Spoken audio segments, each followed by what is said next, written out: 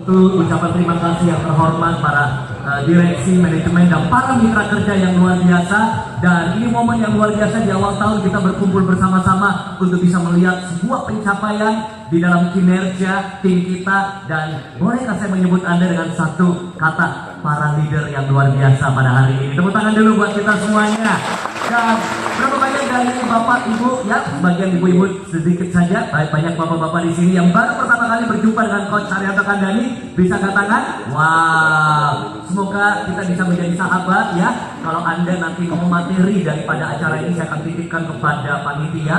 Dan juga Anda boleh DM saya di Instagram kalau Anda aktif di sosial media @haryanto.kandhani. Kapan aja Anda mau konsultasi, ngobrol, ada banyak sekali materi-materi, konten-konten yang kami produksi tiap hari tentang komunikasi, kepemimpinan, ya sales, dan juga macam-macam motivasi lainnya. Baik, hari ini supaya lebih semangat semuanya, saya mau bertanya dulu pada Anda karena saya baru tiba tadi pagi dan sebentar langsung balik ke Balikpapan. Semoga lancar dan bisa balik ke Jakarta karena besok harus ke Surabaya dan beberapa event yang lainnya. Dan bersyukur sekali Darul Call Management bisa menghadirkan Coach Haryanto Kandhani. Ini pertama kali saya ada di Brau, ya. Wow, tepuk tangan dulu. Dan ini pertama kali saya baru lihat ada pisang batu bara. Kering ya, nah, ini harus saya populerkan. Saya punya begitu banyak follower ya. Kalau saya posting mereka pasti penasaran ya. Saya nggak pernah endorse seperti itu, tapi kalau saya posting nanti buat khusus pisang batu bara dan teman-teman akan menjadi heboh ya. Tepuk tangan dulu buat kita semuanya. Baik, tapi saya tidak asing dengan perusahaan pertambangan. Ya, saya tidak asing dengan perusahaan pertambangan. Beberapa kali kami masuk di pedalaman juga di beberapa site yang lain ya. Ada rekan-rekan Pama di sini saya lihat ya. Mana teman-teman Pama ya? Mana kami kerjasama. Ada juga Buma. Wow, dan ada beberapa kontraktor lain juga yang katanya mungkin sudah pernah juga kerjasama dengan Brau ya. Dan saya juga kemarin baru isi 2 kali event di grup Sinarmas ya. Ada teman-teman dari grup Sinarmas juga di sini ya tentunya. Nah, saya mau tanya pada Anda, kalau Anda ikut sesi singkat ini, Anda suka yang fun atau yang boring? Fun. Oke, fun ya. Kita ciptakan sama-sama suasana yang fun. Yang kedua adalah kita mau ciptakan suasana yang all out. Katakan sama-sama all out. All out. Apa itu all out? Totalitas ya. Jadi ketika kita menjadi seorang pemimpin, kita harus membangun tim yang totalitas. Supaya lebih semangat semuanya, saya mau ajak kita buat sebuah tepuk tangan yang all out, baru kita mulai materi hari ini. Karena saya mau pastikan kita sudah bersinergi semuanya dengan mitra kerja dan tentu teman-teman dari manajemen. Kalau saya katakan tepuk tangan pertama, Anda buat seperti ini. Oke, tepuk tangan pertama. Wow, mantap sekali ya. Karena kalau di perusahaan lain biasanya itu butuh 2-3 kali baru bisa kompak. Ini memang sudah sering kompak ya mitra kerja dengan Brau. Tepuk tangan dulu. Ini benar. Biasanya ada 2-3 orang kecolongan nggak bisa kompak. Kita udah selesai dia masih tepuk tangan gitu ya. Oke, kalau gitu saya kasih level 2 boleh ya? Oke, kalau level 2 begini. Kalau saya bilang tepuk tangan kedua, Anda buat seperti ini. Bisa ya? Oke. Tepuk tangan kedua. Wih, keren banget memang teman-teman. Oke, kalau gitu saya kasih tantangan terakhir. Wih, ya? ada lagi. Oke. Kalau saya bilang tepuk tangan brokol ya, Anda buat seperti ini. Tunjuk sampingnya bilang mantap, gitu ya. Tepuk tangan brokol. Mantap. Kita tes sekali lagi. Tepuk tangan pertama. Tepuk tangan kedua. Tepuk tangan brokol. Mantap. Terima kasih Bapak Ibu semuanya. Nah, kita lihat ini momen terbaik di awal tahun ya. Ini Q1 di 2023 untuk kita melakukan yang namanya evaluasi. Buat saya di awal tahun seperti ini adalah momen terbaik untuk kita bisa lakukan evaluasi bersama. Dan kita bisa lihat waktu melakukan evaluasi, kita berpikir bahwa apa yang sudah kita capai. Nah, jadi kalau bicara apa yang sudah dicapai ini tentu beda-beda ya. Dengan rekan-rekan yang dari mitra kerja punya sasaran, mungkin apa yang kita capai dalam hal produksi, apa yang kita capai dalam manajemen resiko, pengendalian mungkin secara safety dan lain sebagainya. Nah, kalau saya bicara di perusahaan lain lagi. Pencapaiannya bicara target sales, ya. Oh, apa target penjualan yang sudah kita capai? Tapi Bapak Ibu, teman-teman, para leader setuju nggak?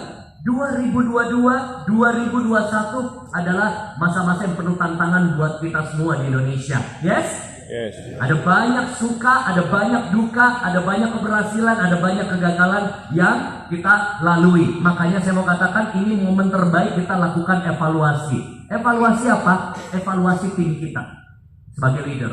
Evaluasi diri kita dalam hal kepemimpinan. Sudah seberapa efektif kita? Sudah berapa tinggi KPI atau performance indikator daripada tim kita? Nah, bisa jadi waktu Anda evaluasi ada hasil yang memuaskan. Ada hasil yang kurang memuaskan. Nah, kalau kita kurang puas dan masih mau kita tingkatkan, inilah momen terbaik di awal tahun kita melakukan resolusi. Katakan sama-sama resolusi. Resolusi. Berapa banyak dari para leader di sini mau selalu punya hasil yang lebih meningkat, lebih baik tiap tahunnya? Katakan yes. Yes. Nah, pertanyaan saya pada Anda, bagaimana kondisi ke depan yang akan kita hadapi? Wow, bicara future. Bahkan sudah banyak isu-isu yang berkembang 3 bulan terakhir kemarin. Katanya resesi, katanya tahun gelap, katanya bakal susah. Wah, tenaga kerja banyak di PHK. Ya benar, di startup company sudah banyak sekali yang di PHK. Wah, daya beli menurun, market lagi lesu. Saya mau beritahu begini. Kalau Anda tanya saya, kira-kira ke depannya seperti apa? Dan Anda juga boleh siapkan ya, satu kata ya, pada hitungan ketiga misalnya saya tanya, menurut rekan-rekan pandangan Anda ekonomi atau situasi politik keadaan di Indonesia seperti apa? Anda siapkan satu jawaban. Anda boleh bilang begini, menantang, atau mungkin parah, atau mungkin berat, atau mungkin gelap, atau mungkin cerah. Ada harapan, membaik. Kita mau tes sama-sama bikin prediksi. Ya, tidak ada yang benar, tidak ada yang salah. Namanya prediksi kan boleh tebak-tebakan ya. Oke, tapi yang realistis. Jangan karena ada motivator semua jawabannya pasti bagus. Lihat keadaan di sekeliling kita. Ya, lihat keadaan di sekeliling kita. Ya, belum pilpres sudah panas sekarang gitu ya. Nah, oke. Siapkan jawaban Anda satu kata ya. Nah, boleh jawabannya yang mungkin berat, menantang, atau mungkin bagus, mantap. Prediksi Anda. Kita tebak-tebakan dan nanti saya kasih prediksi saya juga. Oke. Teman-teman para leaders, para pemimpin kan harus punya visi melihat ke depan. Oke, menurut Anda keadaan secara keseluruhan Indonesia ke depannya 1, 2, 3 menurut Anda? Terus melesat. Sekali lagi 1, 2, 3. Terus melesat. Wah, oke. Ada yang bilang terus menanjak, ada yang bilang menantang, ada yang bilang baik. Oke, siapa yang bilang menantang? Ayo, siapa yang bilang agak berat? Yes, siapa yang bilang makin baik? Oke, sekarang kalau Anda tanya saya, ini jawaban Anda tidak bisa bantah. Kalau ada yang tanya, Coach, kira-kira kalau Indonesia ke depannya seperti apa? Saya akan jawab, cuma Tuhan yang tahu. Mau naik, mau turun, cuma Tuhan yang tahu, Pak. Ya, tapi yang penting kitanya mau terus naik. Kitanya mau terus bertumbuh. Kenapa? Faktor eksternal itu pemicu. Faktor internal itu penentu. Boleh saya buktikan ya, waktu nggak ada COVID, nggak ada pandemi. Kalau di Jawa, Bali, ada namanya PPKM, ya, ada namanya PSBB. Wah, banyak unit-unit usaha menderita waktu disuruh nggak boleh buka toko, nggak boleh buka mall. Apa yang terjadi? Saya mau katakan, waktu kondisi lagi baik, ada aja yang tidak perform. Coba lihat di tim kita, ada nggak kondisi lagi baik, tetap aja performance-nya nggak bagus. Tapi sebaliknya, kondisi lagi buruk, ada aja individu, SDM, perusahaan yang tetap bertumbuh. Berarti apa? Penentunya selalu dimulai dari kita. Tepuk tangan dulu buat Anda semuanya. Nah, makanya teman-teman leader, Anda pulang di tempat ini, ke tempat Anda masing-masing, ya. Anda punya tim semuanya ya. Anda punya tim, setuju? Kita tularkan ini. 4 macam tipe orang di dalam tim kita yang Anda akan temui. Yang pertama, jangan heran kalau di tim kita ada yang tipenya pesimis dan pasif. Oh, maksudnya apa, Coach? Setiap kali ketemu dia, apa kabar? Ya, mau gimana lagi? Kita mah korban manajemen. Ya, kebijakan berubah lagi. Ya, ada aja tuh. Selalu ngeluh, selalu pesimis. Dan butuh dorongan-dorongan baru mau bergerak. Ada seperti itu di tim kita? Ada kadang-kadang. Pasti wajar, mau dimanapun industrinya, mau di perbankan, mau di mining, mau di industri perkebunan, ada aja seperti itu. Nah, orang-orang yang pesimis dan pasif ini, maaf kata, akan gampang terlewat dalam perubahan zaman, tertinggal. Yes? Nah, tapi ada tipe yang kedua, pesimis tapi masih aktif. Nah, kalau pesimis aktif itu banyak, bisa jadi juga ada di ruangan ini. Aduh, berat nih, susah. Apalagi sih? Perkuatan manajemen risiko operasional itu terus dibahas. Tapi dia masih datang, masih ikut sesi. Snacknya juga banyak dimakan. Ya, pokoknya sampai makan. Saya optimis aktif saya Pak. Melesat loh ya. Namanya ada harapan. Dianya pesimis, tapi jiwanya masih aktif. Bilang ada harapan. Tapi hati-hati ya. Ini yang ketemu orang yang optimis tapi pasif. Akhirnya kita suka terjebak kadang-kadang sebagai pemimpin. Pak kabar, bro? Pak kabar Pak? Pasti bisa. Semangat lagi. Kencang semangatnya, kebanyakan rebahan di mes. Ya pasif. Ada seperti itu? Ada. Tapi hari ini teman-teman mitra kerja dan manajemen berokok, Anda sebagai leader, kita mau membangun performance yang 2023. Katakan sama-sama, optimis, aktif, agresif, positif. Tepuk tangan dulu buat kita semuanya.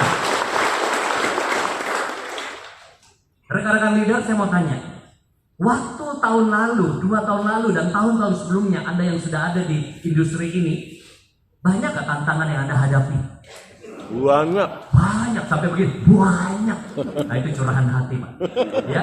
Nah nanti kita mau bahas, tapi setuju nggak bahwa tantangan 2023 pasti akan ada lagi? Setuju? Setuju. Tahun demi tahun selalu ada gelombang tantangan. Ada prinsip begini dalam leadership. Kita bisa ada di badai yang sama, tapi ada di kapal yang berbeda, hasilnya beda. Ada kapal yang tenggelam, ada kapal yang mencapai tujuan. Sangat dipengaruhi dari nahkodanya. Nah, nahkodanya siapa? Kita-kita ini. Ada kapalnya di Buma, ada kapalnya di Pama, ada kapalnya di manajemen teman-teman Berakol dan mitra-mitra kerja yang lain ya. Nah, kapal kita juga bisa bicara divisi, departemen kita, unit kerja kita dengan begitu banyak operator di bawah kita, tim kita. Nah, saya mau katakan banyak orang sulit menghadapi tantangan karena mereka tidak bisa menerima kenyataan. Kalau Anda mau hadapi tantangan 2023, selalu ingat, apapun tantangannya kita harus siap terima kenyataan. Wow, di dunia bisnis kemarin banyak yang susah terima kenyataan. Ketika kebijakan regulasi pemerintah berubah, ketika situasi market jadi lesu, ketika pandemi COVID, ya, saya nggak tahu kalau di site berasanya seperti apa. Tapi kalau kami di ibu kota itu benar-benar di awal itu kita lihat banyak sekali yang sektor usaha menjerit. Kenapa? Yang biasa buka toko berbulan-bulan nggak diizinkan buka toko, nggak bisa buka dagangan. Wah, berharap apa? Online. Masalahnya banyak yang nggak siap online waktu itu. Nah, apa yang terjadi? Mereka susah menerima kenyataan, tapi kalau tim kita dan Anda dan saya siap menerima kenyataan, baru kita bisa menyesuaikan diri. Nah, ini kuncinya dalam leadership. Harus bisa cepat menyesuaikan diri, atau kata kerennya adaptasi. Ya, barulah kita bisa mencapai sasaran. Dan kalau Anda di unit kerja Anda, di tim Anda, masing-masing punya sasaran? Punya target? Targetnya beda-beda, ada target produksi, ada yang mungkin diukur dari tingkat kecelakaan kerjanya banyak atau rendah, seperti itu. Tapi waktu pandemi saya mau sedikit kesaksian, ya, berbagi pengalaman hidup kepada Anda. Saya juga harus menerima kenyataan. Apa yang terjadi? Waktu tahun 2020 Desember, saya nggak bisa lupa, itu saya catat baik-baik dari pelajaran hidup saya. Saya nggak enak badan, dimulai dari anak saya. Jadi kita masih zaman-zaman online Zoom jarang ketemu orang. Ya, kalaupun keluar itu kita olahraganya sepedaan. Ya, karena nggak ada lagi aktivitas, mau ke mall juga tutup dan lain sebagainya. Tiba-tiba saya cek PCR itu kena COVID. Nah, Itu di saat saya kena COVID, anak saya kena COVID, istri kebetulan masih aman sama pembantu rumah tangga dan anak yang satu ya, sopir masih aman. Apa yang terjadi? Anda tahu di 2020 harga PCR itu 1,6 sampai 2 juta per orang. Wah, jadi setiap kali ngetes itu satu keluarga bisa habis 8 juta mungkin PCR. Dan beda dengan zaman sekarang. Kalau orang kena COVID sekarang jadi konten. Lagi positif nih guys. Isoman hari kedua. Di saat saya itu Pak, itu COVID itu seakan-akan tabu, aib. Ya, aib bener. Kalau ada di kompleks perumahan kita tahu kita COVID, itu bisa diisolasi dan dikucilkan Pak, jadi omongan. Itu malu sekali kalau orang tahu dulu ya. Kayaknya jadi sesuatu yang kayak aib gitu. Apa yang terjadi? Saya ke rumah sakit, saya di CT scan, saya dicek darah. Wow. Apa yang terjadi? Dokter bilang begini, isoman aja 5 hari. Saya dikasih obat antivirus dan saya isoman di rumah. Tapi yang terjadi dalam 5 hari drop saya. Saya nggak bisa makan, saya mimpi buruk, halusinasi, ketakutan. Padahal saya seorang yang semangat, saya seorang yang motivator, saya selalu positif. Tanya tim saya semua, ya mau penerbangan terus, lanjut 1 bulan bisa 18 kali penerbangan pun tetap semangat. Tapi apa yang terjadi? Hari itu benar-benar saya drop. Saya datang lagi ke dokter, gak ada yang bisa antar, saya nyetir sendiri dengan anak saya. Begitu cek hari kelima, wow, saya nggak bisa lupa. Saya CT scan dan periksa darah, dokter cuma bilang begini, not good, not good. Hari itu motivator pun galau. Dia bilang, Pak, cepat-cepat ke rumah sakit. Padahal ini rumah sakit tuh. Dia bilang di sini full, cari rumah sakit. Kalau enggak bisa sesak. Saya mau beritahu ya, motivator mau ngomong apa, sehebat apapun, dokter bilang bisa sesak. Baru dia ngomong, rasanya mau sesak. Wah, itu semua teori motivasi saya lupa rasanya. Nah, apa yang terjadi? Saya cari dong rumah sakit. Wah, teman-teman bantu. Ternyata banyak sekali rumah sakit full. Wah, macam-macam full. Karena itu momen-momen lagi tinggi-tingginya tuh. Ini sebelum Delta. Ya, itu belum ada vaksin. Oh, saya lupa kasih informasi, belum ada vaksin. Ya, jadi berat sekali. Banyak orang butuh apa itu ventilator yang alat untuk bantu pernafasan. Besok saya mau cari rumah sakit, ada teman dapat screenshot WA, katanya ada di Geraha Kedoya di Jakarta Barat ya. Ada dokter bisa sediakan rumah sakit, kamarnya ada. Dibanding yang lain penuh. Saya datang sendiri ke situ, udah nggak kayak begini, nggak keren-keren begini, udah pakai celana pendek, lesu. Wah, saya datang ke situ, saya ditolak mentah-mentah. Pak, full Pak. Saya bilang ini ada bukti, ada kamar. Nggak bisa. Wah, hari itu pertama kalinya saya rasa hidup saya terdampar. Pulang udah nggak berani, takut sesak. Ke mana-mana nggak ada rumah sakit. Jadi saya pikir paling aman duduk aja di situ di rumah sakit itu. Ada apa-apa minimal ada yang bantu. Ternyata setelah itu dapat satu kamar di yang tempat lain. Saya pergi lagi di situ mengantar diri saya sendiri. Dapat satu kamar dan ini kamar tambahan. Artinya kamar darurat, bukan kamar yang normal ya. Karena banyak sekali pasien sampai di depan-depan juga ditaruh di halaman-halaman seperti itu. Saya dapat tidak ada WC-nya, saya terdampar di sini. Apa yang terjadi? Itu pikiran saya negatif. Antara bisa pulang kembali ke anak atau pulang ke rahmatullah. Karena itu Bapak Ibu, kalau Anda masuk rumah sakit cuma 2 pilihannya, bisa nggak pulang lagi. Ya itu ngeri sekali waktu itu. Jadi 5 malam kalau nggak salah beberapa hari saya di opname. Ya di sini momen-momen apa poin saya menerima kenyataan hidup. Dan seumur hidup saya nggak pernah dirawat di rumah sakit, selalu sehat, paling cuma demam-demam, minum obat juga sembuh. Jadi itu ada rasa ketakutan. Teman-teman saya sayang, keluarga sayang, kirimin obat cacing, obat cacing dikasih saya, kirim daun pepaya, obat sinse, ramuan Cina, apalagi madu, ayam Arab, semua tak minum karena butuh 1 bulan baru saya negatif. Dan Anda harus tahu beda dengan sekarang. Kalau kita sekarang positif 1 minggu udah boleh kerja. Itu kalau nggak negatif nggak bisa kemana-mana kita. Betul. Ya benar ya. Betul. Dan waktu itu diulang-ulang dites kadang-kadang bisa nggak negatif padahal memang udah sembuh. Wah, jadi konsumsi macam-macam. COVID-nya sembuh, lambungnya kena kebanyakan minum 7 bulan. Nah ini yang parah. 7 bulan saya tertekan di sini. Kenapa? terlalu banyak konsumsi macam-macam. Karena mau sembuh dulu kan bingung, mau sembuh bagaimana? Jadi apa aja dikasih dong pepaya minum, dikasih ayam arak minum, apa aja semua dikonsumsi, terlalu keras. Nah, apa poin saya? Ketika saya bisa lalui, saya bisa katakan let the challenge make you stronger. Setiap tantangan hidup membuat kita jadi pribadi lebih kuat, lebih tangguh. Tepuk tangan dulu buat Anda semuanya. Bapak Ibu, para mitra kerja, para manajemen, pasti Anda sudah sering menghadapi tantangan kerja. Anda sering tantangan di dalam kehidupan, yes? Tepok sampingnya, oh sedang, ya sedang. Oke, angkat tangan kanannya dulu, tepok sampingnya bilang, jadikan itu batu loncatan, bukan batu sandungan. Oke, angkat tangan kirinya bilang begini, yang kuat ya, yang tabah ya. Oke, baik. Saya mau beritahu Anda, rekan-rekan, ya para mitra kerja dan para manajemen, para leader. Pertanyaan saya buat Anda di 2023, apakah Anda siap dengan perubahan besar di dunia ini? Dunia kita sudah berubah. Are you ready for the great shifting? Dunia sudah berubah, teknologi berubah, informasi berubah, kebijakan berubah. Bapak Ibu, saya sudah menikah lebih dari 17 tahun. Pasti ada yang usia pernikahannya lebih tinggi ya, mungkin 20 tahun lebih.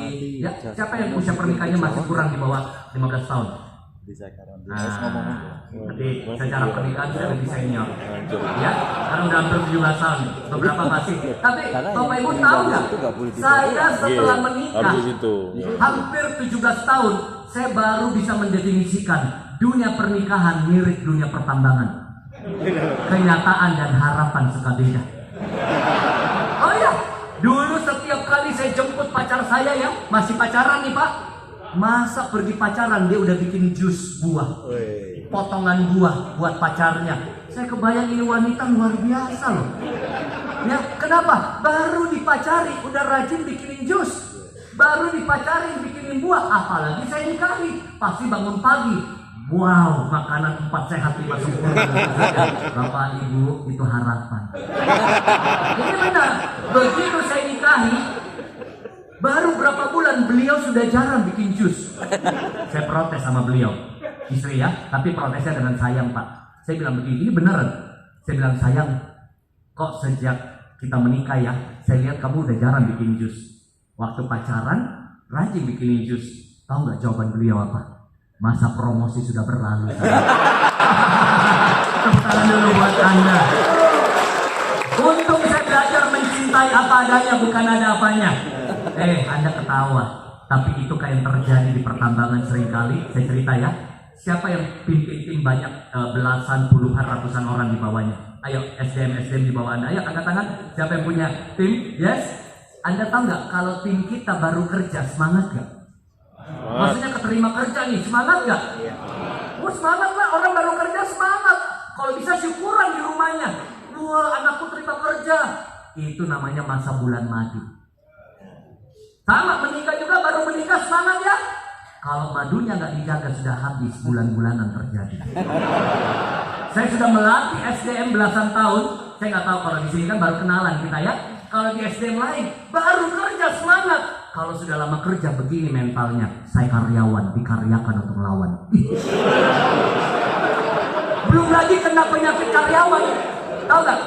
Penyakit karyawan sekarang lebih serem daripada COVID. Apa itu? Kudis, kurang disiplin. Asma, asal mengisi absen. Ginjal, gaji naik, kerja lamban. Paling banyak pucat, dikit-dikit mau pulang cepat. Sayangnya dia terdampar di site. 4 bulan, 6 bulan baru bisa pulang. Kalau di Jakarta tenggo pulang Pak. Ya, wah jam 5 udah pulang. Nah, itulah realita yang Anda harus hadapi kepada tim kita karena Anda adalah leader. Nah, dunia kita berubah. Contoh ya, transportasi. Keren loh sekarang. Orang kalau dulu ngomong ya, mobilmu isi Pertamax atau Pertalite. Sekarang nggak ngomong begitu. Mobilmu di charge berapa jam? Tetangga saya udah pamer-pamer mobil listriknya. Karena mobil saya masih mobil lama, udah 11 tahun saya pakai ya, belum ganti mobil. Nah, udah mainnya mobil listrik. Apalagi pendidikan. Siapa yang anaknya sempat sekolah online waktu COVID ya? Anda tahu nggak? Anak-anak sekolah online itu menjerit loh. Enakan tatap muka. Kenapa? Kalau sekolah online, emaknya lebih galak dari gurunya. Bapaknya ditambah, emaknya urusin, emaknya darah tinggi terus. anak-anak daring, orang tua darting, ya yang emak-emaknya ya. Nah, wow, kita lihat dunia keagamaan berubah, orang mulai ibadah online, perkawinan online, sampai booking online juga banyak beredar. PMBO katanya. Yes.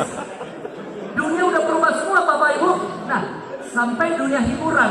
Nah, dunia hiburan ya, sejak COVID banyak sekali pengguna Netflix. Ya, pengguna Netflix. Siapa yang juga biasa nonton Netflix? Hiburan aja katakan. Adakah saya? Cuma karena banyak bapak-bapak ya. Kalau saya tanya di tempat lain, ada pecinta drakor. Ada pecinta drakor juga. Drama Korea ngomong apa sekarang? Ya, The Glory. Istri saya. Nah, istri saya juga sejak COVID, bapak, ibu, ya. Saya ajak tidur kadang-kadang malam ya. Saya bilang yuk tidur yuk. Nanggung. Kenapa nanggung? 2 episode lagi. Ya, nanti nangis, nanti ketawa. Tapi saya tahu ada yang suka drama Korea, ada yang suka drama Cina, ada yang suka drama India, ada yang nggak suka, dia sukanya main Mobile Legend. Ya, ada juga nggak di sini? Ya, ada main PUBG, masing-masing ada anime. Ya, tapi yang saya ketemu biasanya di ruangan ini, tadi saya lihat wajah-wajah Anda ya, dari tadi ada begini.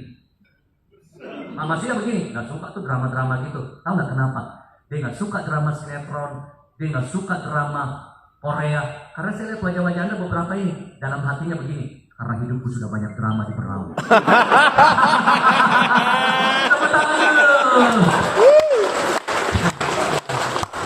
Ada orang gak suka nonton drama karena hidupnya sudah penuh drama. Bercanda ya. Oke, kan Bapak Ibu yang minta kan? Anda yang minta loh. Nah, jadi saya dari tadi tanya dulu nih, mau yang fun atau yang boring? Kalau yang fun boleh, kalau yang boring juga saya bisa. Contoh, Bapak Ibu, di dalam kita mengaplikasikan keselamatan kerja secara holistik dan implementatif, kita wajib memperhatikan K3L ini dari aspek-aspek eksternal dan internal. Mau begitu atau yang tadi aja? Tadi aja. Ya oke. Karena saya lihat wajah-wajah ini wajah-wajah agak stres. Jadi saya hadir di sini antara memberi motivasi dan juga stand up komedi buat Anda. Boleh ya? Oke. Nah, begitu saya masuk saya lihat, oh iya, ini wajah-wajah penuh tekanan nih. Sudah lama nggak pulang. Ya, oke, nggak apa-apa. Oke, kita lanjut ya. Nah, Bapak Ibu, saya mau tanya Anda, tolong curhat sama saya karena saya baru datang dan kenal Anda. Boleh nggak kasih tahu saya apa sih tantangan-tantangan yang seringkali kita hadapi di lapangan? Kita kan ada pencapaian, ada target, ada performance yang mau ditingkatkan, tapi jangan cuma bicara target produksi, target untuk turunnya keselamatan kerja, risiko kerja dan lain sebagainya. Ada tantangan yang kita hadapi pastinya. Boleh ya? Nah, boleh nggak teriakan kurang lebih 5 atau 6 gitu ya? Kita catat-catat, jadi kita lihat sama-sama. Ini loh tantangan kita yang kita harus bangun sama-sama. Boleh? Oke? Siap? Oke. Untuk yang pertama atau orang tercepat kedua, pertama saya kasih hadiah. Ayo, apa tantangan yang sering kali Anda hadapi? Silakan Pak, kalau Anda lihat di lapangan apa sih tantangan kita biasanya? Komunikasi dan koordinasinya, ada buku coaching ya, buat Anda bisa isi untuk pengembangan diri Anda. Oke, silakan. Apa Pak? Perilaku dari karyawan. Oke, terima kasih. Ya, nah, yang lainnya silakan tambahkan lagi. Apa lagi? Oke, saya catat ya. Komunikasi. Ya, oh saya sudah bahas itu nanti ya, sebentar. Koordinasi. Perilaku SDM. Ya, atau karyawan. Apalagi sih? Konsistensi. Good. Apalagi tantangan Anda di lapangan dalam meningkatkan performance, mencapai sasaran kerja di belakang? Komitmen. Oke.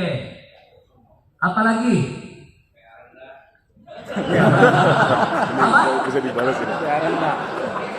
PA rendah. PA itu apa Pak? Bisa. Oke. Itu saya tahu ada curahan-curahan hati di situ. Nah, teman-teman, saya akan tunjukkan satu pola pikir yang akan membuat Anda jadi leader yang efektif. Yang siap belajar katakan yes. Ketika Anda berjumpa dengan masalah, tantangan, langsung bagi dua.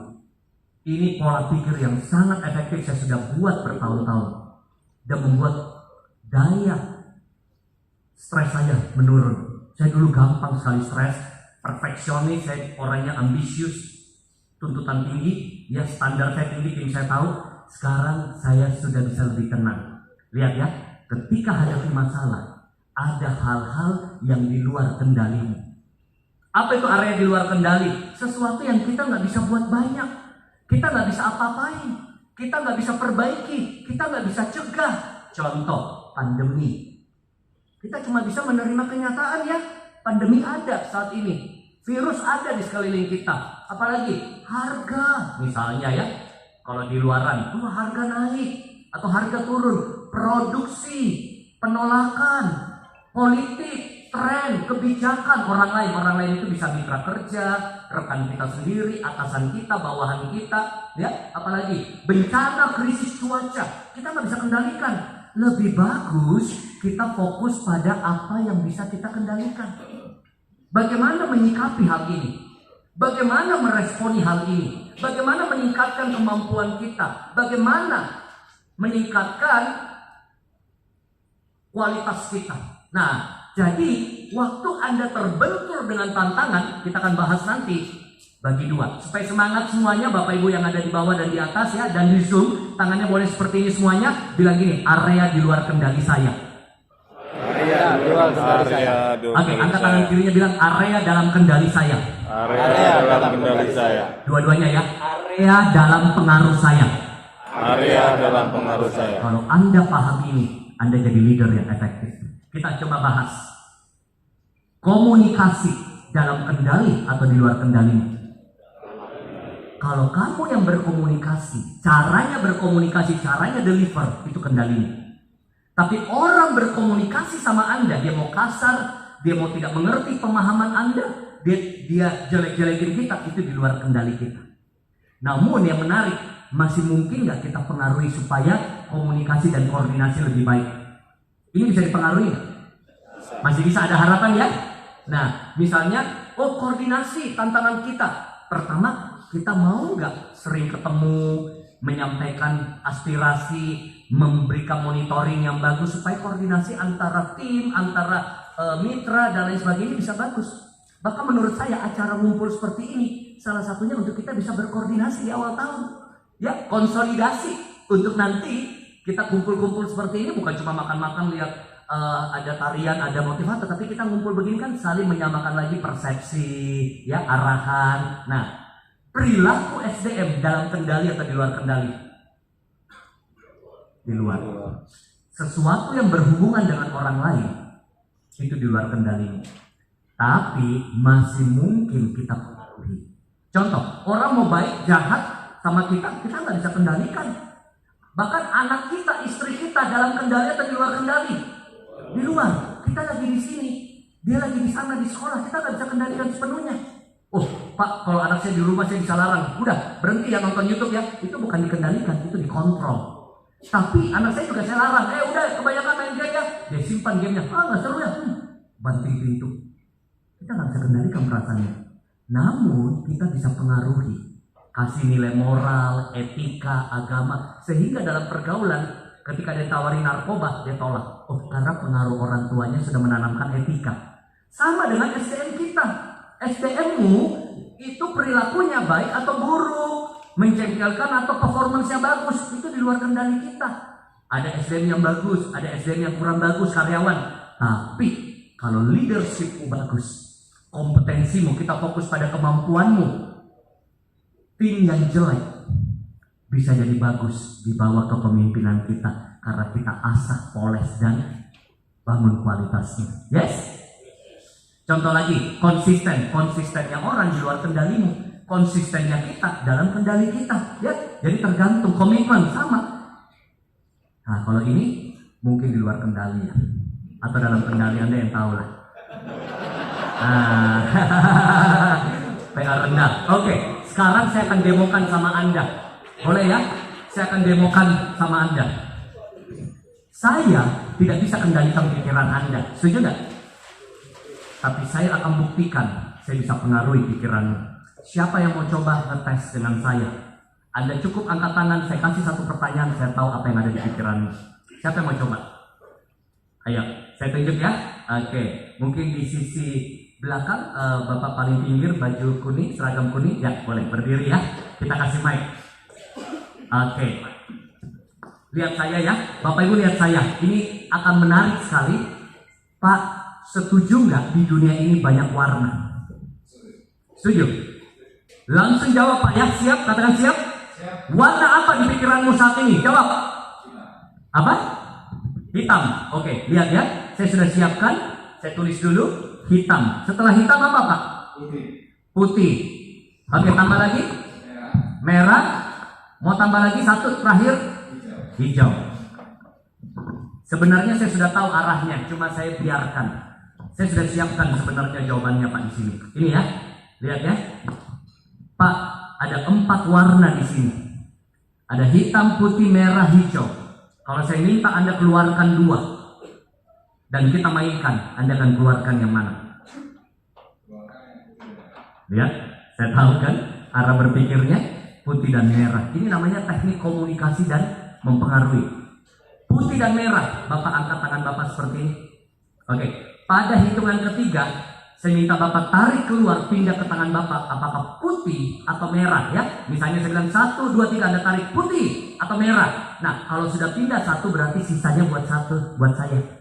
Ya, jadi Anda ambil antara putih atau merah. Kalau Anda ambil putih, merah buat saya. Kalau merah buat Anda, putih buat saya. Siap ya? 1, 2, 3. Merah, persis.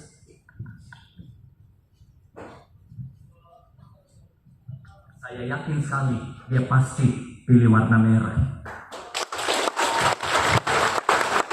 Oke, kasih voucher dulu ya. Tapi Bro ada Indomaret kan? Ada ya? Oke, ya boleh. Ada Bro. Oke, kasih voucher dulu ya. Belanja di Indomaret, ya belanja di Indomaret. Ya, karena saya belum keliling, tadi saya lewat belum kelihatan Indomaret nih. Nah, ada, boleh belanja. Oke, satu lagi kita kasih voucher nanti. Siapa lagi mau coba sama saya? Wanita deh, ada lah wanita di sini. Jangan Bapak, angkat tangan Bapak, wanita. Ibu di belakang, boleh Bu, silakan. Nanti kita kasih voucher ya. Oke, berdiri, kasih. Oke, kali ini kita main yang beda ya. Oke, kita main yang beda. Bu, tadi saya bermain apa? Warna. Dengan Ibu siapa? Ibu Iva dari? Wow, keren. Bu, tadi saya bermain warna. Sekarang kita bermain bentuk. Ibu bilang bentuk. Oke, atau simbol-simbol ya, yang simpel aja. Ya, simpel aja. Bukan masalah kalah atau menang. Saya pengen apa yang muncul di pikiran Anda kasih tahu kita dengan cepat ya. Saya akan bentuk satu bentuk di sini, Anda pilih bentuk yang lain ya. Bukan benda. Kalau benda itu botol, bola, mobil, bentuk kategorinya ya. Oke. Saya bikin lingkaran. Ibu di pikirannya apa? Sebut, saya tahu. Saya bukan, bentuk yang lain. Saya tahu. Hah? Oh, saya sudah tahu. Ya. Apa lagi berikutnya? Oke. Cukup atau mau tambah? Oh, mau lagi satu, boleh. Apa lagi?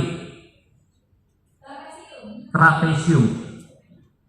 Lihat ya, kali ini kalau Anda bilang sulap, ini bukan sulap. Ibu izin tutup mata bentar aja. Oke, tutup mata bentar. Tutup mata ya, bentar ya. Saya mau kasih lihat yang lain. Teman-teman jangan ya. Kalau saya kasih lihat ini jangan kasih dia ya. Oke, tutup mata bentar ya. Semuanya diam. Lihat, pasti dia jawab ini. Pasti dijawab ini. Ya, oke lihat. Buka mata Bu.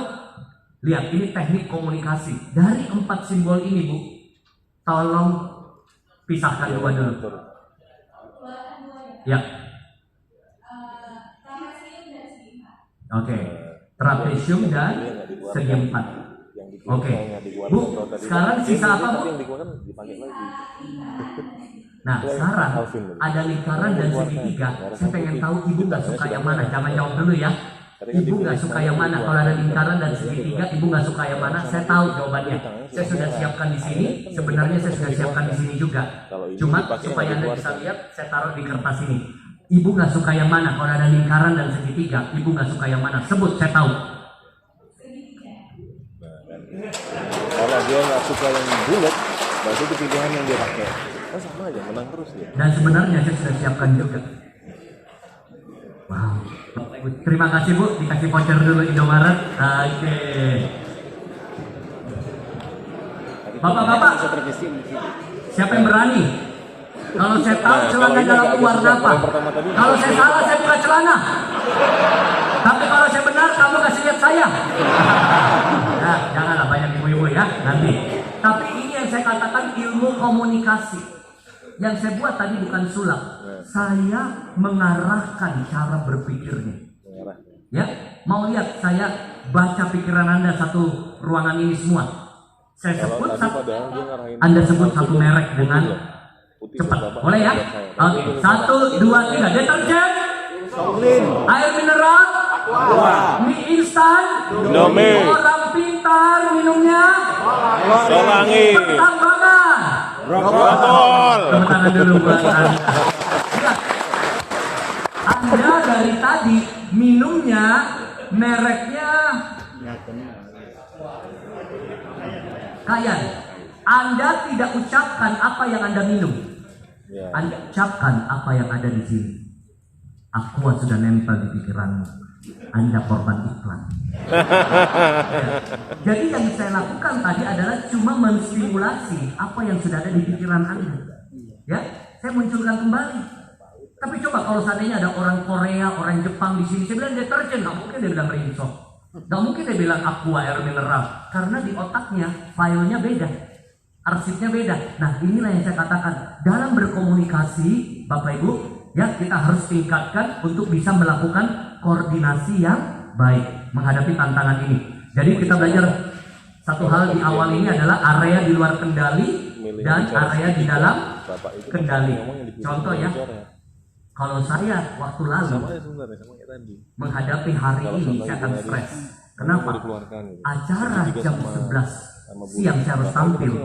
Penerbangan tadi kita udah duduk di pesawat ya di Wings Air itu 1 jam belum take off dan pilot bilang begini, kami menunggu kabar dari Berau cuaca. Terus yang bikin kita takut lagi karena dari operator di Balikpapan bilang begini, Pak, kemarin pesawat sudah mau nyampe, pulang lagi. Wah, saya bilang bagaimana saya mengisi komitmen saya pada Berau hari ini, ya kan? Dalam hati. Tapi saya sudah beda. Sekarang udah santai. Cuaca kita nggak bisa kendalikan, benar nggak? Kita mau ngamuk-ngamuk percuma. Yang kita bisa buat menerima kenyataan dan bagaimana menyesuaikan diri. Ya, mencari alternatif lain. Contoh kalau di Jakarta sering macet di luar kendali, benar ya? Tapi untuk bisa datang lebih awal, yang bisa kita kendalikan apa? Berangkat lebih pagi. Jadi ingat, Bapak Ibu, ketika Anda hadapi tantangan, jangan terlalu lama fokus pada apa yang kamu tidak bisa kendalikan.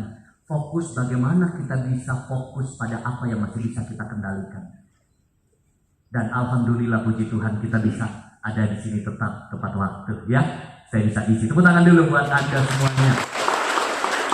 Ingat, leadership adalah lead your ship. Leadership itu apa? Kepemimpinan. Pimpin kapalmu. Kapalmu itu adalah tim kerja kita. Ya. Dan zaman sekarang kita memimpin tim beda sekali dengan zaman dulu. Kalau Anda lihat di perusahaan perkebunan, pertambangan, ya, saya juga tangani kemarin offshore, ya, saya cerita itu kadang-kadang kita filosofi dulu ya kepemimpinan. Kalau kita nggak keras, nggak bisa. Nah, sekarang beda Bapak Ibu. Generasi milenial, siapa yang timnya ada generasi milenial juga? Ya, Anda nggak bisa lagi pimpin dengan gaya kolonial, mental mereka. Ya, nah. Kalau kita mimpin, kita nggak bisa lagi gaya bos. Cuma nyuruh-nyuruh, perintah-perintah, marah-marah. Mereka butuh role model. Katakan sama-sama role model. Bukan lagi cara intimidasi. Nah, itu cara feodal. Sekarang mereka butuh cara inspirasi. Katakan sama-sama inspirasi. Jadi kalau mau tim kita performance-nya meningkat, perhatian mereka terhadap safety bagus, produksi mantap, pengendalian resiko oke, kitanya, Anda semua yang harus jadi inspirasi buat mereka. Yes? Mau tim kita positif, kita dulu dong positif. Mau tim kita semangat, kita dulu semangat. Mau tim kita on time, kita dulu on time. Apa bedanya? Jangan bangga kalau tim kita takut sama kita, udah gak zaman. Kalau dulu kita datang kantor, datang di site, mungkin kita bangga kalau begini. Kayak waktu sekolah. Waktu sekolah begini kan, orang ketawa semua, wah seneng. Begitu guru masuk, gak banyak ngomong.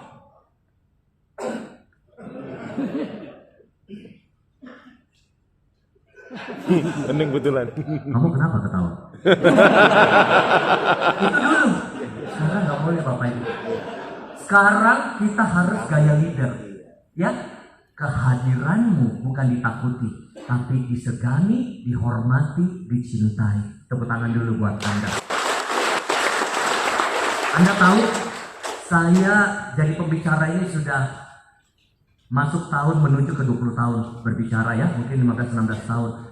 Saya paling tegang dulu berbicara di perusahaan BUMN dan pemerintahan. Dulu ya. Karena pengaruh juga dari pemimpin-pemimpin semua, namanya protokoler. Tahu protokoler ya? Jadi bayangin ya, saya pernah ke Padang bicara di bupati-bupati. Masa sebelum tampil ya, pertama kan kita nyanyi Indonesia Raya, biasalah ya, itu udah sedikit mencekam tuh. Habis itu apa? Ada protokolnya begini. Yang terhormat Bapak Dirjen Keuangan, yang terhormat Bapak Bupati Mentawai, yang terhormat narasumber dari Jakarta. Sekarang kita akan memasuki sesi narasumber. Narasumber dipersilakan, bayangin. Mau ambil mic aja pakai nampan. Saya pegang mic Bapak Ibu, ya itu semua pesertanya pakai batik, berkumis. Saya bikin ketawa, gak ada yang ketawa. Apalagi enak nih, ketawa dari tadi ya, apalagi di sini. Gak ada beliau, gak heboh saya. Saya paling suka begitu kalau ada yang suka nyeletuk, ketawa, itu suasana jadi enak, benar nggak? Nah, jadi saya setengah, dan itu sesinya bukan begini, ini kan sebentar lagi saya selesai nih, ya. 15 menit lagi selesai. Itu 2 hari. 7 hari datang saya pengen pulang. Padahal saya sudah biasa bicara di ribuan orang. Biasa tapi swasta. Padahal motivator. Itu Pak tegang sekali. Apa kabar? Baik. Begini gitu ya, kayak ada tembok gitu ya. Kalau ini kan ketawa lepas ya. Nah setelah sampai siang udah mulai ketawa. Sampai sore ketolong outbound. Outbound kan mau nggak mau main kan? Baru ketawa semua, baru saya tegur tuh, baru berani ngomong saya. Bapak-bapak bikin saya tegang ya, gini-gini. Kita juga tegang. Ternyata pimpinannya ada di situ. Itu dulu. Nah, tapi sekarang beda. Kalau sekarang pimpinannya aja juga ketawa. Tapi memang ingat, dalam dunia kerja, bisnis, mau ditambang gimana? Kalau orang semua dalam kondisi tegang, tekanan tinggi, harus relax. Baru muncul inovasi dan kreativitas. Zaman sekarang beda, ya. Jadi kalau Anda lihat kantor-kantor di Jakarta sekarang itu, meeting pakai ayunan, benar. Ada meja biliar, ada tempat tidur situ main game. Tapi apa? Produktif dan banyak sekali hasil yang dicapai. Karena otak dalam kondisi hati senang. Ya, tapi begitu tekanan tinggi, takut, intimidasi, orang jadi ya kelihatannya ada bagus, produksi ada, tapi dalam tekanan tinggi. Nah, saya mau tantang Anda para leader di sini. Ayo buat perubahan. Tetap kita bisa marah, boleh kalau memang ada yang nggak benar, tapi jangan jadi orang marah-marah. Ya, boleh kita kasih aturan, boleh kita kasih sanksi, tapi ciptakan suasana kerja. Ya, bukan cuma fokus pada HSE aja, health, safety, tapi environment-nya ini. Environment-nya ini yang menyenangkan buat setiap orang bekerja di bawah kepemimpinan kita. Tepuk tangan dulu buat Anda. Nah, karena seorang leader tugasnya mengempower, memberdayakan. Katakan memberdayakan. Bukan memperdaya. Nah, dan menginspirasi. Jadi apa yang Anda harapkan dari tim Anda? Oh, mereka fokus pada safety. Kita dulu fokus pada safety. Oh, mereka kinerjanya bagus. Kita sendiri kinerjanya bagus gak? Nah, kita pengen mereka disiplin. Kita dulu disiplin gak? Nah, karena mereka butuh role model. Nah, lalu kita bisa berbagi visi dan perubahan. Nah, kenapa saya bilang belakangan berubah? Karena presidennya juga sekarang santai. Benar nggak presiden kita santai sekarang? Panggil, Ibu sini, Pak sini. Sebutkan 10 nama-nama ikan. Itu Pak Jokowi di Papua ditepuk begini sama Ibu. Ini Bapak gini. Santai aja. Santai bisa keluar. Kenapa? Beliau sudah menciptakan figur yang santai aja. Ya, bahkan menteri-menterinya udah santai semua kan? Dari TOEFL, joget apa. Nah inilah makanya waktu saya ngomong di wali kota Semarang Pak Hendi, saya ketemu juga bicara di menteri-menteri udah santai juga mereka semua. Jadi sekarang saya udah gak tegang kalau bicara di pemerintahan, di kementerian, karena mereka sudah lihat oh bertahun-tahun ini sudah tidak terlalu protokoler. Nah jadi santai. Nah santai tapi tetap memberikan hasil. Makanya waktu Anda lihat G20, lihat ya perhelatan akbar G20 itu semua kepala negara kaget. Biasanya kalau G20 diadakan itu kaku dan tegang. Ini diadakan di Bali, santai, bisa ngapain, bisa ada pertunjukan apa. Jadi mereka nggak nyangka bisa dibuat begini, tapi esensinya tetap sama. Artinya apa? Kalau kita memimpin, esensi nggak boleh diubah, tapi packagingnya, caranya, kemasannya boleh berubah supaya lebih inovatif dan kreatif. Tepuk tangan dulu buat Anda.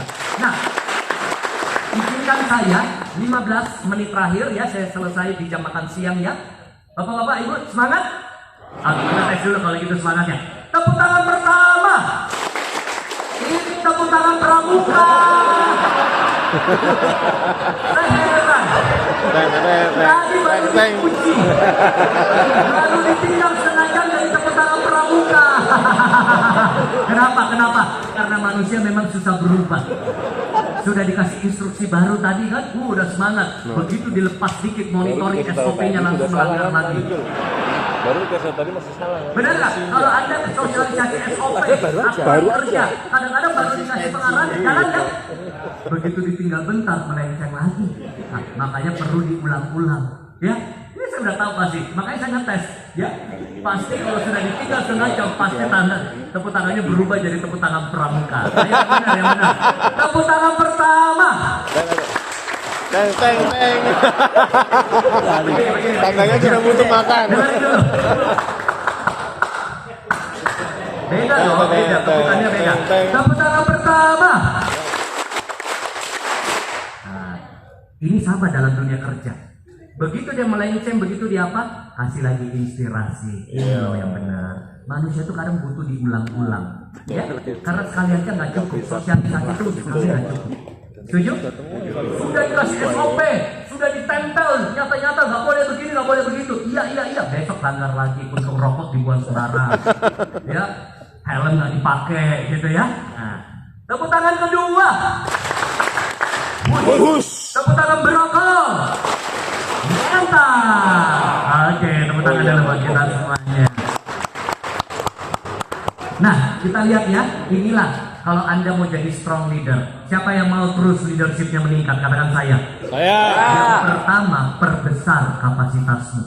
Seorang pemimpin, kapasitas dirinya harus besar. Saya akan kasih filosofi yang akan mengubah kehidupan Anda dan rezeki akan tambah banyak.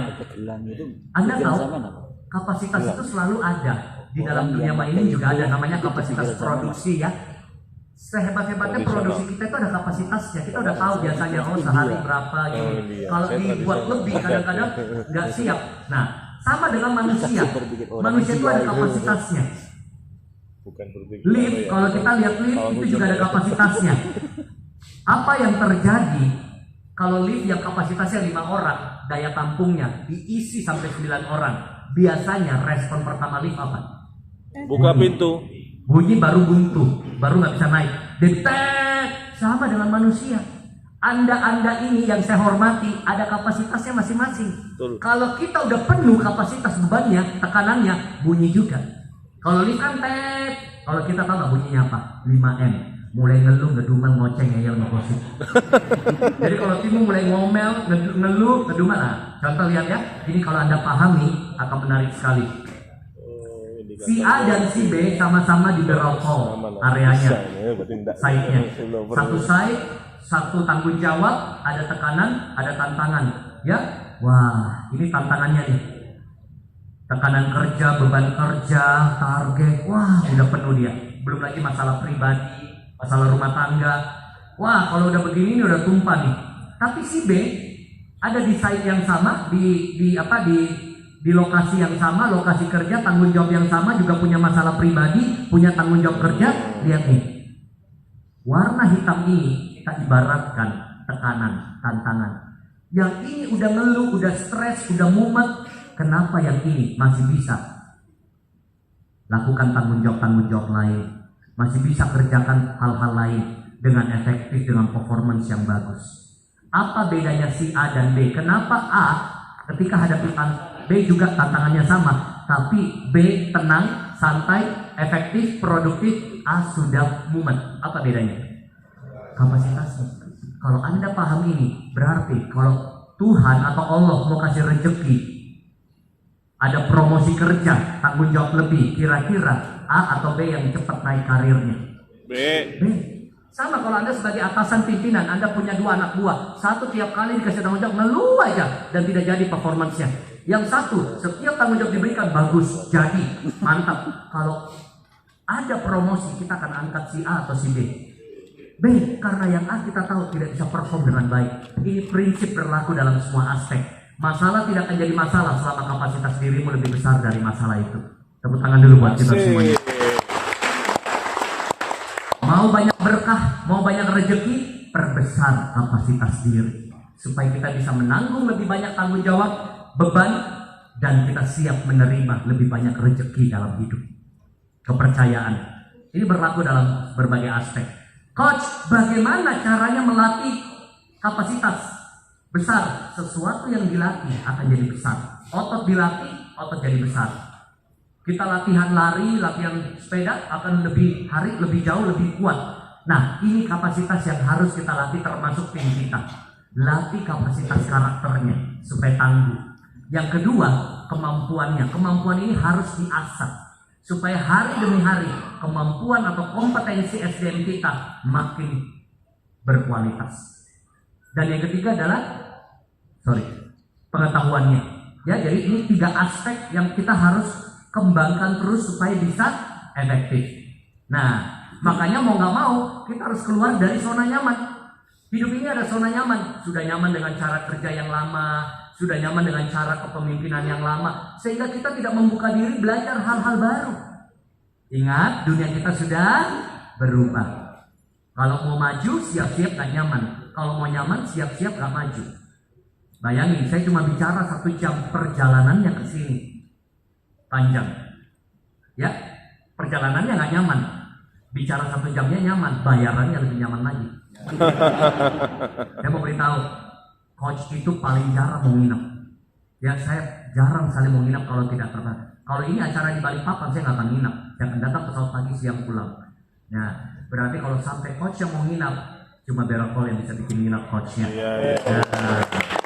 Ya, berarti memang disediakan yang terbaik buat mitra-mitra kerja. Semangat terus, kita bersama-sama belajar. Yes. Nah, artinya apa? Kita harus membuka diri untuk terus belajar hal baru. Apalagi zaman sekarang gampang ya, lewat gadget kita, di site, di sela-sela waktu senggang kita bisa belajar dari podcast, YouTube, online Zoom, menambah kompetensi kita sehingga kita bisa mencapai hal-hal besar dalam hidup ini. Nah, saya kasih contoh ya, hidup itu ada zona nyaman. Contoh saya, dulu saya punya zona nyaman, malas olahraga. Ada juga malas olahraga gak di sini, angkat tangan jujur. Sudah malas olahraga, makan yang gak sehat. Suka makan jeroan, makan manis-manis, makan yang gak sehat. Akhirnya kolesterolnya tinggi sekali, kepala sering sakit. Mau gak mau saya nge-gym. Saya nge-gym pakai PT. Tahu PT ya? Personal trainer. Artinya apa? Dia latih kita, kita bayar, kita disiksa. Masih muda dia, 20-an tahun, badannya keren. Saya bilang, mau main apa hari ini? Oh kak, semangat kak, pasti bisa. Ini angkat dulu 10 kilo. Aduh, 8 kilo aja berat. Kak, kakak pasti bisa. Dikit-dikit ngomongnya apa? Pasti bisa. Menjengkelkan sekali. Kayak kata-kata motivator. Dia tidak tahu siapa yang dia latih.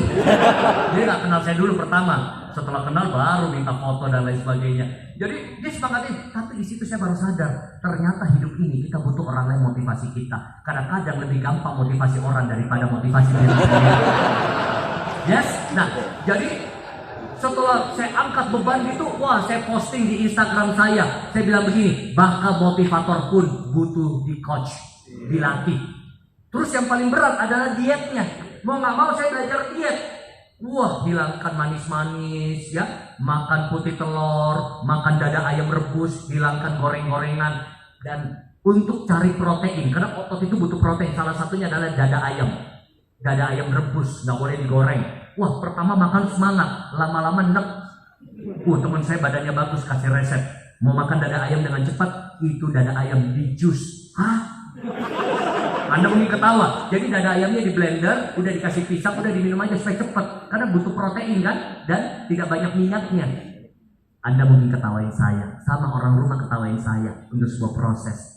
Tapi ini hasilnya. Tepuk tangan dulu buat Anda semua. Beda? Berat badan turun, lebih langsing, lebih vitalitas naik, performance naik. Apakah ini keberuntungan? Tidak. Ini adalah keluar dari zona nyaman. Mau belajar hal baru, mau berkembang, mau bertumbuh. Hal yang sama Anda bisa aplikasikan dalam dunia kerja. Mau kita terus up to date dengan perkembangan zaman, supaya usia tetap bertambah gak apa-apa, tapi inovasi, kreativitas, kemampuan tidak pernah ketinggalan. Tepuk tangan dulu buat kita semuanya.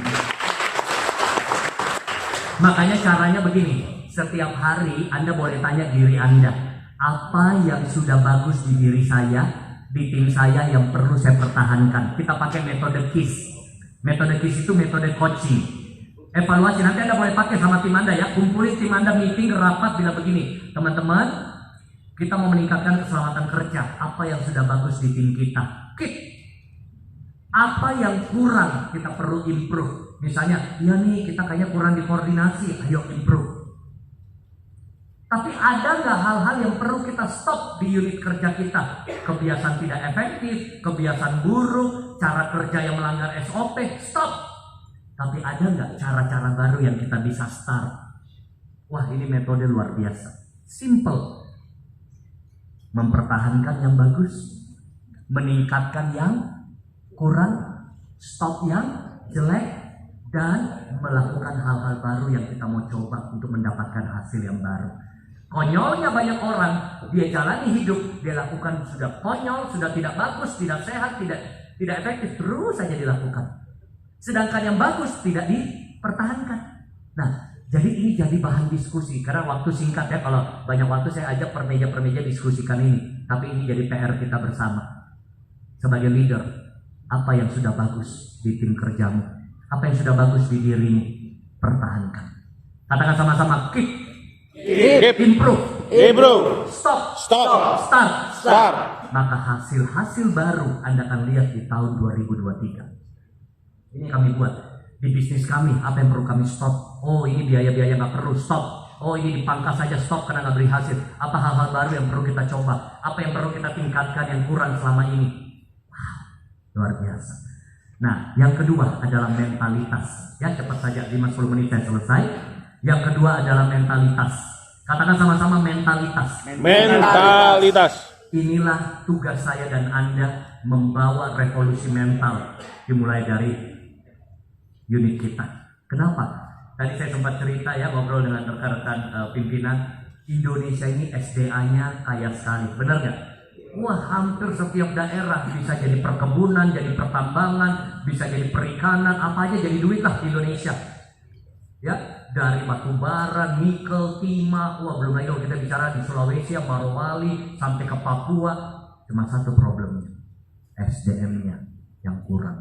Setuju teman-teman? Itu yang buat kita kalah dari negara-negara lain ya. Nah, SDA-nya Singapura nggak ada apa-apa loh. Singapura nggak ada apa-apa, nggak ada perkebunan, pertambangan, apa semua, cuma 5 juta penduduknya, bahkan mungkin beberapa site lebih besar dari Singapura. Tapi SDA-nya membangun sebuah fasilitas. Inilah prinsipnya, mentalitasmu menentukan fasilitasmu. Tapi kalau fasilitas ada, mentalitas tidak siap, fasilitas yang ada dirusakin. Lihat gak kemarin pertandingan Piala Dunia Jepang? Jepang sih kalah, tapi tiap kali dia bertanding dia bersihkan ruang gantinya, stadionnya. Kalau di Indonesia kalah menang dibakar stadion. Mentalitasnya nggak siap. Dikasih fasilitas umum dirusakin, dikencingin, dicoret-coret. Nah, inilah yang kita perlu bangun. Perubahan mental kerja dari tim kita. Ya, itulah yang saya buat di perusahaan-perusahaan, bukan dalam sesi 1 jam begini, sesi pelatihan 1 hari, 2 hari untuk peningkatan produktivitas kerja buat tim-tim kerja di berbagai industri. Nah, kenapa? Karena level pencapaian berbeda, butuh cara berpikir yang berbeda pula. Salah satunya yang perlu kita bangun adalah mental achiever. Achiever itu apa? Coba tangannya begini, pride. 1, 2, 3, pride. Right. Nah, tapi kebanyakan yang saya temukan mentalnya mediocre. Mediocre itu apa? Dikit-dikit cari alasan, menyalahkan keadaan, benar ya? Situasi. Kenapa produksi kurang? Wah, begini, begitu. Nah, tapi kalau achiever dia selalu mengambil tanggung jawab. Dia selalu melihat peluang. Dan paling gampang kalau ketemu seorang mediocre, selalu kalau ngomong mentalnya mental korban. Gimana kabar? Ya, kabar gini-gini aja lah. Mau gimana lagi? Kita mah korbannya atasan. Ya, kita mah korban kebijakan. Ya, kita mah korbannya pemerintah. Nah, begitu. Ya, beda. Kalau dia achiever, ada masalah dia cari solusi. Itu bedanya. Oke? Yang keempat, terakhir. Ya.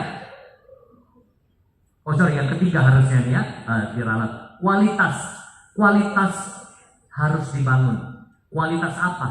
Kualitas kerja sama tim. Inilah dikatakan the power of synergy. Bekerja sama dengan sama-sama bekerja, 2 hal berbeda. Kita bisa punya area lahan pertambangan yang sama.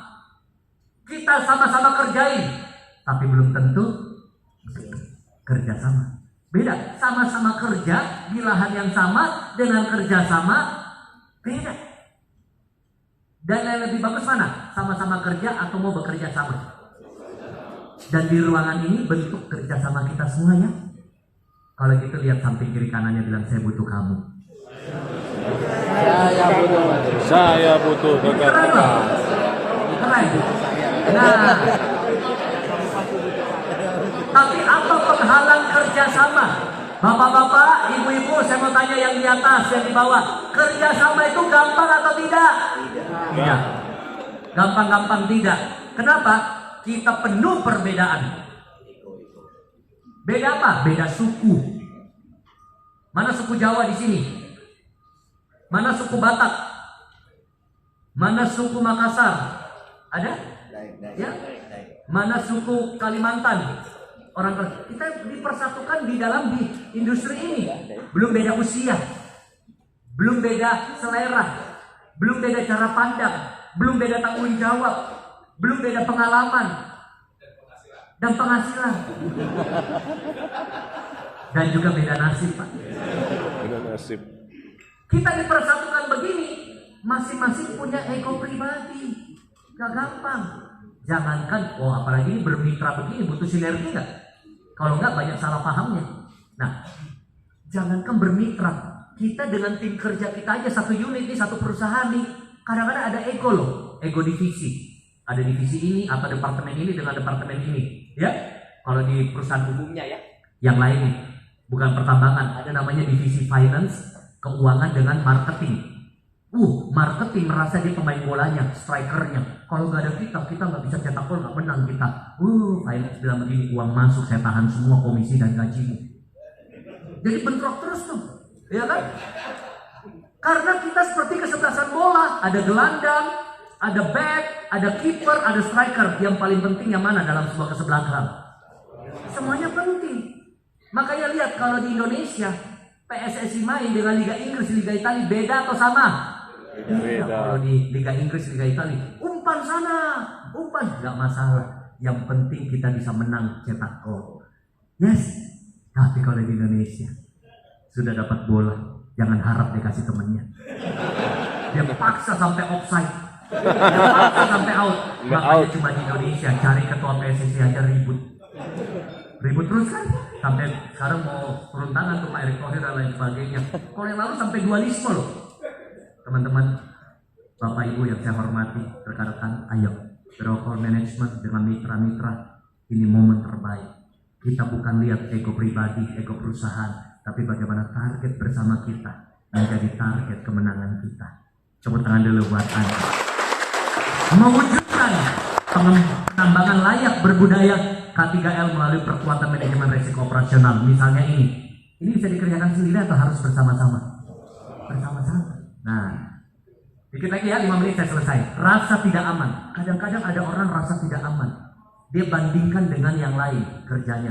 Ih, dia enak sekali ya, kayaknya ringan, saya lebih berat ya. Beda. Peranan kita masing-masing beda. Ada lagi yang membandingkan, saya lebih senior. Saya sudah lama dari tambang ini berdiri, saya sudah ada, saya penunggunya. Tapi ada yang baru masuk, serem, dia angker banget. Nah, maksudnya ada namanya generation gap antara senior dengan junior. Saya mau tanya, di bisnis Anda ini, di industri Anda ini, ada nggak karyawan-karyawan baru kita? Ada? Banyak. Yang muda-muda banyak nggak? Banyak. Yang senior-senior juga ada nggak? Banyak. Ini harus bisa kolaborasi.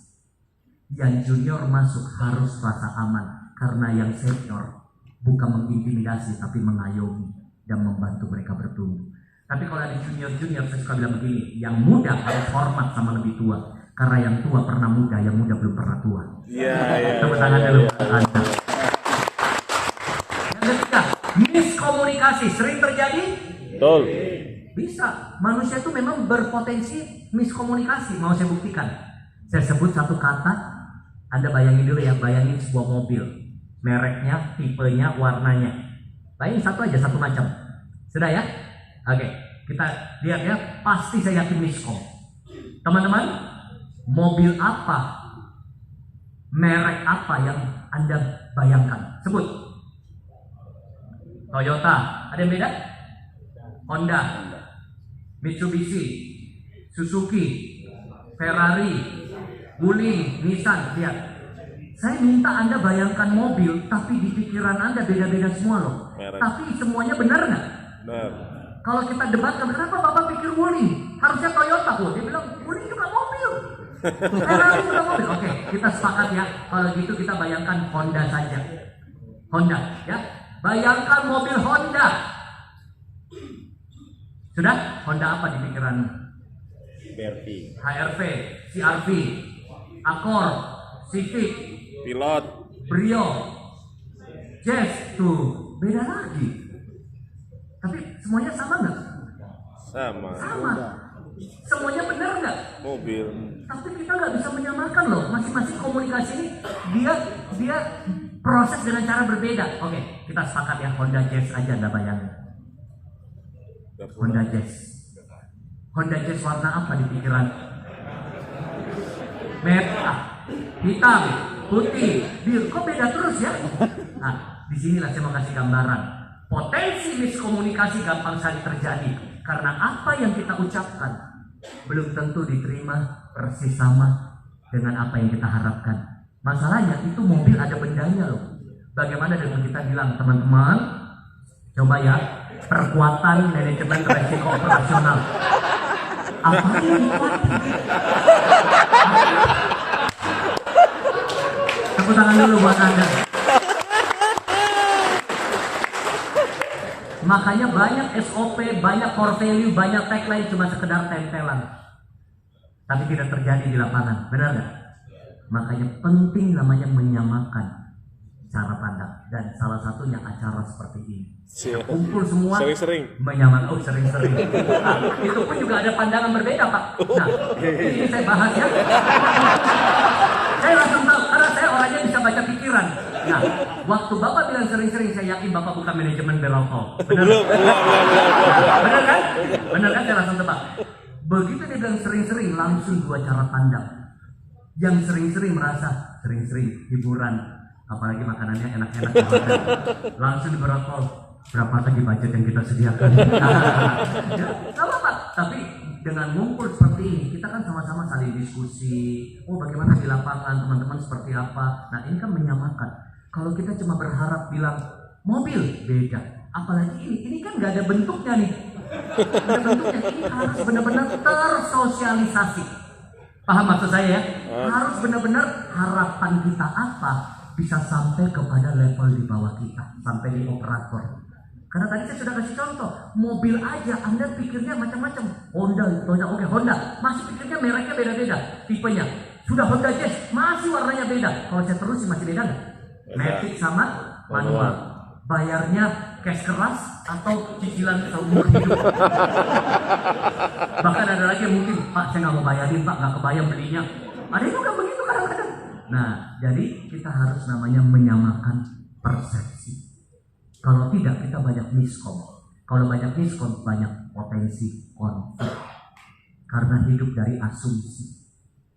Dari pihak manajemen berharap mitra seperti ini. Dari mitra berharap manajemen seperti ini. Dari mitra satu dengan mitra lain. Enak banget tuh yang itu. Enak banget tuh. Ya? Nah, sering-sering ngumpul itu membuat potensi konflik jadi salah paham jadi ringan. Ya, nah, yang keempat, kepribadian individu. Kita ini beda-beda loh. Ada yang semangat, ada yang agak tenang, ada yang ketawanya kenceng banget, ya kayak bapak tadi selalu ketawanya kenceng ya. Nah, ada juga yang dari tadi nggak ketawa-ketawa. Nggak apa-apa. Bebannya terlalu berat. Dan cara pandang beda. Oke? Nah, makanya kemampuan Anda berkomunikasi sangat menentukan keberhasilan kita dalam kehidupan. Latih komunikasi kita. Ini 90% penyebab hancurnya suatu hubungan pernikahan, persahabatan, organisasi, bisnis diakibatkan kegagalan dalam berkomunikasi. Tepuk tangan dulu buat kita semuanya. Dan yang terakhir, kalau Anda sudah lakukan tadi yang pertama apa? Perbesar kapasitas. Katakan sama-sama, perbesar kapasitas. Perbesar kapasitas. Yang kedua, ada yang ingat? Mentalitas. Kembangkan mentalitas. Yang ketiga, bangun kualitas. Dan yang keempat, tingkatkan produktivitas. Apa maksudnya produktivitas? Sibuk dengan produktif beda. Kadang kita melihat orang sibuk, kita pikir dia produktif, padahal cuma P11, pergi pagi pulang petang. Pencapaian pas-pasan, pantat pegal-pegal, pala pusing-pusing. Nggak ada hasil. Jadi ukuran produktif tidak selalu sibuk. Orang sibuk belum tentu produktif. Orang produktif tidak harus sibuk. Bisa jadi dia kerjanya cerdas, bisa manage waktu, koordinasi bagus, ya. Nah, makanya ini salah satu mentor guru yang saya kagumi, ketemu di Amerika. Kalau Anda tahu pakar kepemimpinan, saya pernah berguru langsung dengan beliau walaupun singkat di Alabama, Amerika. Dia bilang begini, Anda tidak akan pernah bisa mengubah hidupmu selama Anda mengubah aktivitas, rutinitas setiap hari. Jadi, teman-teman, para leader, kalau mau lihat performance tim kita meningkat, ukur aktivitas hariannya. Aktivitas harian dikumpulin jadi aktivitas bulanan. Aktivitas bulanan per kuartal ada performance meningkat gak? Ada pencapaian target meningkat gak? Produksi, pengendalian resiko dan lain sebagainya. Beliau adalah John Maxwell, ya, pakar nomor 1 kepemimpinan dunia. Oke, saya tutup dengan ini, strong leader. Katakan sama-sama, perbesar kapasitas. Perbesar kapasitas. Kembangkan mentalitas. Kembangkan mentalitas. Bangun kualitas. Bangun kualitas. Tingkatkan produktivitas. Tingkatkan produktivitas. Bapak Ibu, kita tidak bisa hidup lagi dengan standar yang lama mengharapkan pencapaian yang luar biasa. Pesan terakhir dari saya, tingkatkan standar kita bersama, baik kinerja maupun juga produktivitas kita. Mari kita bangkit berdiri dan kita coba nyanyikan lagu ini sebagai penutup